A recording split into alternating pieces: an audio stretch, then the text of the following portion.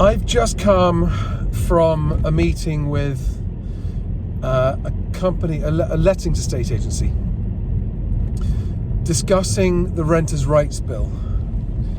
And I was talking to a team who deal with hundreds of properties, landlords all day, every day, dealing with all the problems that arise. And they said that the thing that's worse than the Renters' Rights Bill changes is the uncertainty around what the changes are exactly going to be and when they're going to be.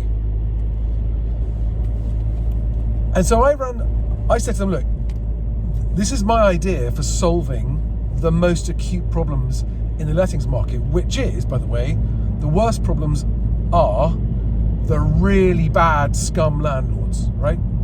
The ones who are knowingly breaking the law and getting away with it because the process of rectifying it for the tenants is just too daunting, too expensive, too time consuming.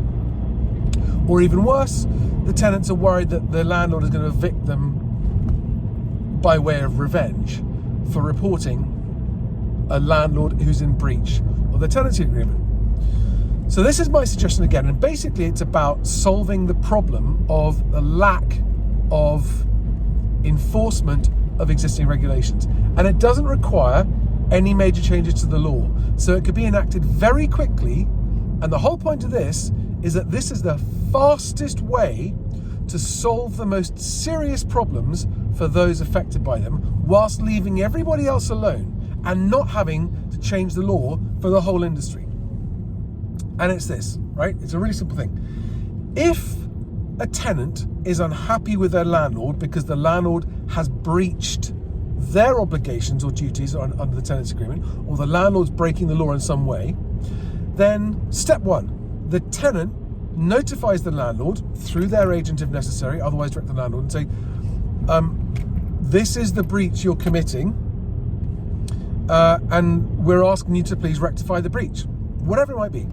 Fixing a problem that they're not fixing, or whatever the situation might be. Okay, so in other words, the landlord is first of all notified by the tenant and given a chance by the tenant to fix the problem. Step one. Now, for those of you saying, well, tenants would do that, but the problem is that the landlord might then evict them out of revenge. So what you have is that if the tenant has in writing that the landlord has breached and the landlord has acknowledged that breach by fixing it, then there can be no Section 21 eviction for, let's say, a minimum of a year. So the landlord cannot turn around and do a snap Section 21 eviction. But if, and in the case of the worst landlords, this is what's happened, the landlord will just ignore the tenant completely. They'll just ignore him, right? The next point is that the tenant then reports the landlord's breach to the council, and they can do it online. And in that online submission, they say, here is a copy of the email I sent the landlord, the letter I sent the landlord, uploaded, and the date I sent it to them. As yet, I've had no response, or the response has been a negative one, they're not going to fix the problem. I the tenant believe that my landlord is in breach of the tenancy agreement because they haven't done this, or they have done that, whatever it might be. And I'm now reporting it to the council to get this resolved. Now, when the council receives such a report of a landlord who's breaching their obligations, that council is now empowered to do a spot check, come around to the property, and actually, before they have to engage people and time like this, the council could simply send a warning notification to the landlord that says, we have been notified by your tenant that you have failed to remedy this breach. We have not yet confirmed that the breach is taking place or not. However, you now have another 30 days, 60 days, 90 days, whatever, to remedy the breach and tell us that you have. And if the tenant tells us that you have, that's the end of the matter.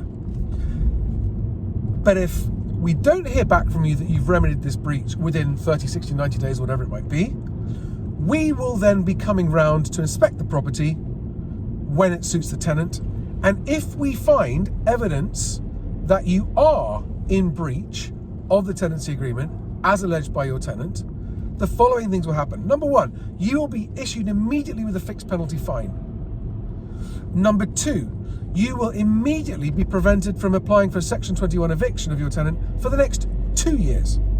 And number three, if the breach is serious enough, okay, if, in the case of a very serious breach, the tenant will be allowed to stop paying their rent to you until you have fixed the breach, until you have remedied the problem. So fine, not allowed to evict the tenant, and the tenant hasn't got to pay any rent until you have stopped breaching the tenancy agreement. Now, none of this involves courts, and the biggest problem for the industry at the moment is court backlogs, and that everything that has to happen has to go through the courts.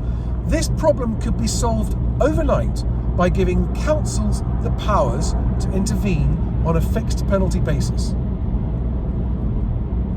And the legislation changes required to permit this are really small, okay? And they don't affect anyone other than landlords who are breaching the tenancy agreements. No one else is affected, so no one else should mind. It doesn't scare landlords away, it only scares the bad landlords away, which is what we want. We want the bad landlords to be scared into either selling up and getting out, stop being a landlord, or behaving properly and fixing their breaches. Anyway, that's it. That's all I wanted to say. That is a super quick, super simple remedy to the worst problems in the lettings market that could be fixed within a matter of weeks without any major act of parliament. And the lettings team that I've just spoken to, their reaction to it was, well, that'll never happen because it's too sensible, isn't it? That would just solve all the problems really quickly. That would solve the most serious scum landlord problems almost overnight, if that happened. It's a common sense, business-minded approach, and that's what government doesn't do.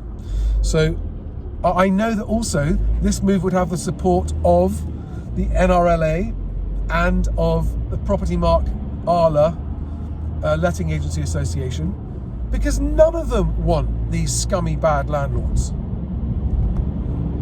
But how we make that happen is anybody's guess. Anyway, thanks for watching. See you on the next one. Bye-bye.